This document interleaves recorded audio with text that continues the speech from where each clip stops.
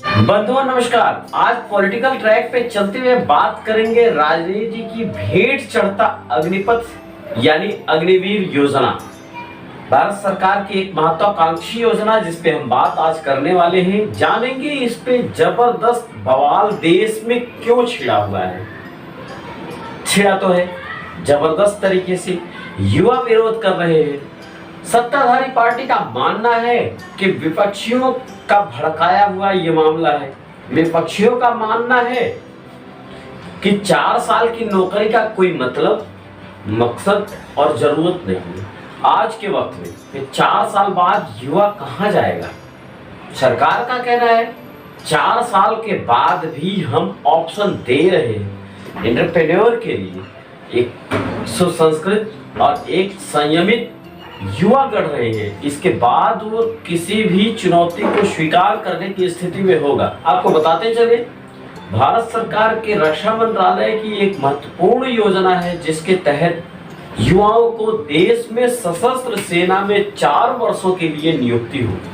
4 वर्ष तक वॉलंटियर के तौर पे सेवा करते रहेंगे। बहरहाल 30,000 रुपए से 40,000 रुपए तक की बात की जा रही है हर महीने, और 12 लाख रुपए रिटायरमेंट पॉलिसी है उनके अकाउंट में स्वावलंबन हेतु दिया जा रहा है। तो 24 साल बाद जब वो रिटायर होगा, 25 साल बाद, तो कुछ कर सकता है ऐसा मानना है सरकार का। सरकार का अपना तथ्य है, अपना तर्क है जिसके बेस पे चल रहे हैं। लेकिन देश में युवा इस समय आखिर क्यों इस स्थिति में, देश का युवा ऐसा क्यों मान रहा है कि उसके लिए ये स्कीम गलत है, और भारत की सरकार ऐसा क्यों मान रही है कि उसके लिए, युवाओं के लिए ये स्कीम बहुत दुरुस्त है। इसी पे बात शुरू करते हैं। ध्यान रखिए, चैनल पे नए हैं सब्सक्राइब जरूर करिए, क्योंकि आपके स्नेह से ही हमें आइडिया लगता है कि हम क्या कर रहे हैं, और आप बता पाते हैं कमेंट के माध्यम से कि हम किस दिशा में जा रहे हैं। जहां एक तरफ देश में चुनौती है बेरोजगारी की, वहीं दूसरी तरफ बेरोजगार होने के लिए लोग आमादा कर रहे हैं। युवाओं को या तो भड़काया गया है या तो युवा खुद भड़के हैं। विचारणीय सवाल है आपके लिए भी, हमारे लिए तो। एक पत्रकार होने के नाते मैं जरूर बताऊंगा आपको क्या होना चाहिए, मेरा अपना पक्ष क्या है, क्योंकि ये व्यूज है, न्यूज नहीं। न्यूज तो तमाम टीवी चैनल्स पे, डिबेट पे लगातार आप सुनते आ रहे हैं और सुन भी रहे हैं कि क्या हो रहा है इन मामलों में। एक बड़ा सवाल ये है कि अग्निवीर योजना जो स्कीम है, इसका मतलब क्या है ऐसे वक्त में ले आने का। देश के बाहर सरहद पार और कई देश हैं साथियों, जिन देशों में ये और इस तरीके की महत्वाकांक्षी योजनाएं काम कर रही हैं। इजराइल जैसे देश इसके प्रत्यक्ष उदाहरण है। वॉलंटियर के तौर पे मिलिट्री जैसी व्यवस्था में हर नागरिक की भागीदारी हो, ये हो रहा है। कई ऐसे देश हैं, ये इन्हीं योजनाओं से प्रभावित होकर शायद इस देश में ऐसा सोचा गया है। राष्ट्रवाद के लिए तो ये बहुत जबरदस्त है। कम से कम हमारे देश का युवा इन मामलों में इस कदर तो जरूर होगा कि सेल्फ डिफेंस की बात करें। इतनी शक्ति, इतनी समझ, इतनी व्यवस्था उस सशस्त्र सेवाओं में जाने पर, सेना में जाने पर जरूर आ जाएगी उसमें कि वो आत्मरक्षा कर सके। देश का युवा इसे कब समझेगा, इसी बात को समझाने की जरूरत है।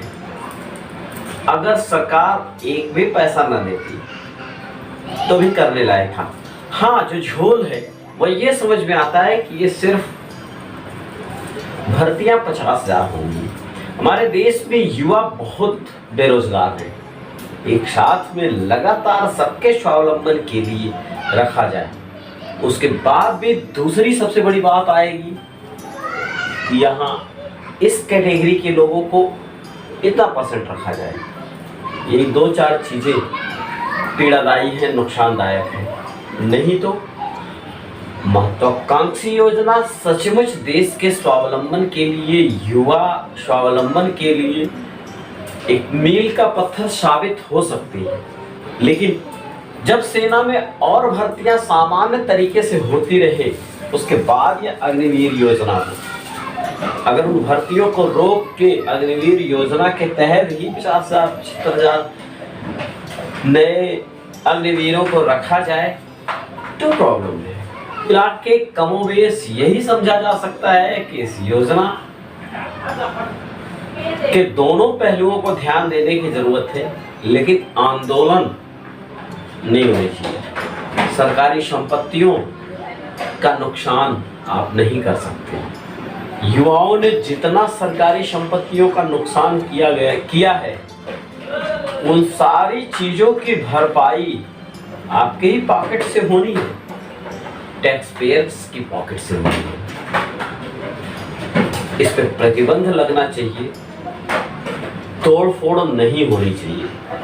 वीडियो कैसी लगी कमेंट जरूर करिए ताकि मुझे आइडिया लग सके कि मैंने क्या किया है। ऐसे ही किसी दूसरे व्यूअर्स के साथ पॉलिटिकल ट्रैक पे जल्दी ही भेंट करते हैं। बहुत ध्यान से रहिए, बने रहिए। धन्यवाद, नमस्कार।